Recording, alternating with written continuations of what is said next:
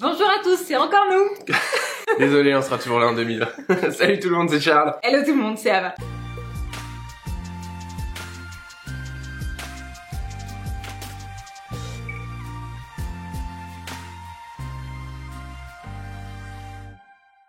On vous souhaite une merveilleuse année. Voilà, c'est le 1er janvier 2020. On espère que l'année 2019 s'est extrêmement bien passée et que l'année 2020 va encore mieux se dérouler pour vous. Extrêmement mieux se passer. Alors voilà. Vous avez vu, on a gardé les décos de Noël parce qu'on sait que vous avez peut-être le petit coup de blues, je sais pas, ouais. Les fêtes soient terminées. Donc ici c'est pas terminé. Si vous voulez faire la fiesta, c'est chez nous. On vous met notre adresse juste en description. Bon, l'épiphanie approche, il est grand temps qu'on vous propose une recette de galettes des rois, pour que vous ayez le temps de faire les courses tout simplement, hein, on pense à vous. On est pratico-pratique nous, hein.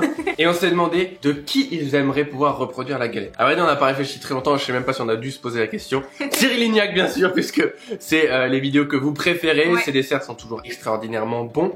On est parti sur une première galette qui est traditionnelle, une frangipane, parce que c'est ce que le plus de gens aiment. C'est donc la frangipane quand même de Cyril Lignac, donc c'est pas n'importe quoi. Cette galette sera donc composée d'une pâte feuilletée garnie tout simplement d'une crème d'amande. Pas plus compliqué que ça, mais un petit peu twisté avec du lait d'amande, ouais. Chose qu'on n'avait jamais testé et qui, vous allez le voir, peut s'avérer très intéressant. On passe tout de suite à la recette avec la pâte feuilletée. 2020, on tisse tout ce qui se passe. Ce sera une crème d'amande.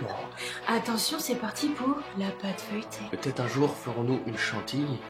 Dans le bol de votre robot, vous mélangez la farine avec le sel et vous mélangez à première vitesse.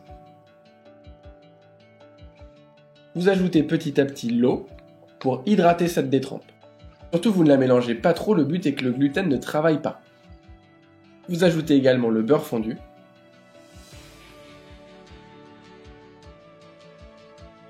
Une fois que votre pâte est homogène, vous la retirez du cul de poule et vous la déposez entre deux feuilles de papier sulfurisé pour créer un pâton qui fasse environ 40 cm de long par 20. Pour ça, vous repliez les bords de votre papier sulfurisé et vous créez des beaux angles droits. C'est pas très facile à faire, mais ça permet d'avoir un résultat qui soit nickel.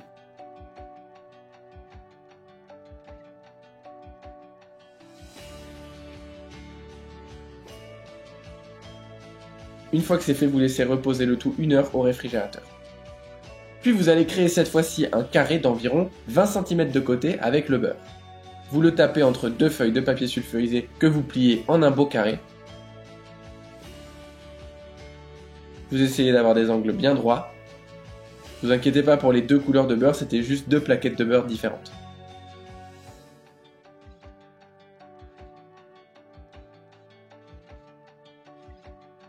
Une fois que votre carré est bien, vous le laissez reposer lui aussi 1 heure au réfrigérateur. Puis vous récupérez votre pâton sur un plan de travail légèrement fariné, vous ajustez sa taille pour qu'il puisse accueillir le carré de beurre.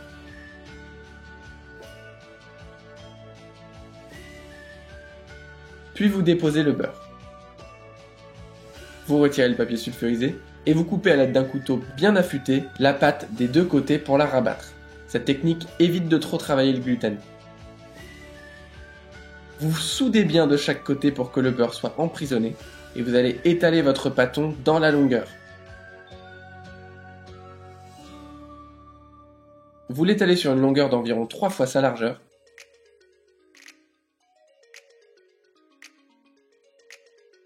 Et vous la repliez le tiers supérieur sur le tiers moyen et le tiers inférieur par-dessus. Puis vous faites un deuxième tour simple en faisant exactement la même chose. Le tiers supérieur sur le tiers moyen, puis le tiers inférieur par-dessus. Et on réserve pendant au moins 3 heures au réfrigérateur.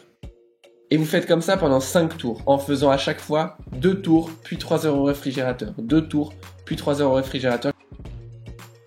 Farinez toujours bien votre plan de travail pour ne pas que le beurre puisse traverser la pâte. Vous allez voir que votre pâte va se lisser petit à petit. Toujours n'oubliez pas de faire le quart de tour, toujours dans le même sens entre chaque tour. Et une fois que votre 5e tour est fait, vous laissez une dernière heure au réfrigérateur avant de l'étaler sur 3 mm d'épaisseur et de découper 2 disques de 20 cm, puisqu'on veut faire ici les galettes de 20 cm, mais faites exactement le diamètre que vous souhaitez.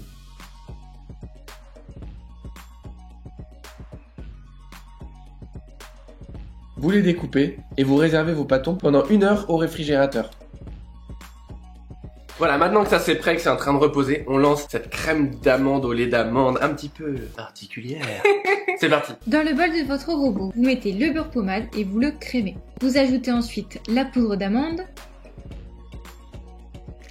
la fécule de maïs et le sucre glace. Vous mélangez jusqu'à ce que ce soit homogène et vous ajoutez petit à petit les œufs préalablement battus. Surtout, faites bien attention que tous les ingrédients soient à la même température, ça évitera à votre crème d'amande de trancher. Vous ajoutez ensuite le lait d'amande et c'est déjà prêt.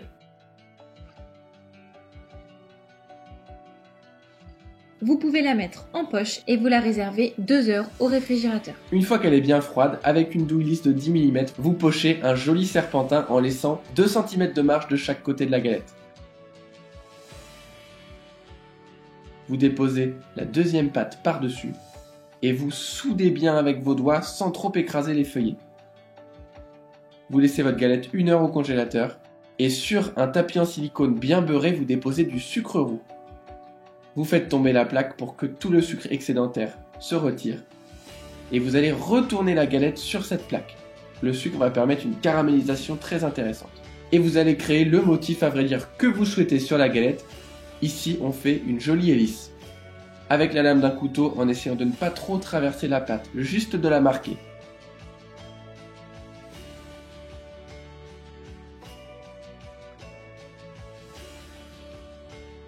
Pour la dorure, vous cassez un œuf avec un jaune d'œuf et une cuillère à soupe d'eau. Vous mélangez le tout et la dorure est déjà prête. Vous allez pouvoir badigeonner à l'aide d'un pinceau votre galette. On fait un trou au centre de la galette pour que l'air puisse s'échapper. Et on met en cuisson. Alors regardez notre four qui est vraiment cool. Il y a une fonction où on peut enregistrer notre mode de cuisson. Ici on lance le mode galette, démarrer. Et elle est déjà programmée 45 minutes à 200 degrés. C'est vraiment cool. Si vous voulez la référence du produit, on vous la met en description. Et voilà, la galette est prête. On peut à l'aide d'un sirop tant pour tant de sucre, c'est-à-dire 50 g de sucre et 50 g d'eau, venir badigeonner notre galette encore tiède. Et bon appétit!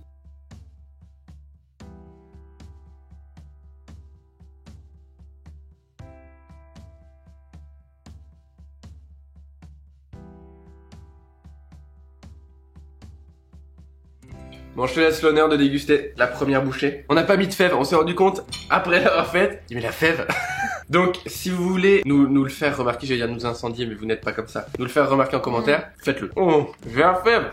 Franchement, elle est super croustillante. Visuellement, je sais pas comment vous la trouvez, mais elle est très jolie, très brillante. La crème d'amande a un goût hyper particulier. C'est trop bon. Est-ce que c'est le lait d'amande? Je sais pas. Mais c'est un goût que j'ai jamais vraiment goûté, mais en même temps, avec un goût de frangipane qu'on connaît, mais c'est meilleur. On sent vraiment très bien l'amande. C'est bien onctueux à l'intérieur. Enfin, c'est une très très bonne galette des rois. Oui. Si vous voulez commencer à préparer l'épiphanie, on vous la conseille à 100 000 %. Vous allez adorer, votre famille va adorer. N'oubliez pas la fève, hein. Nous, on peut servir pour cette fête.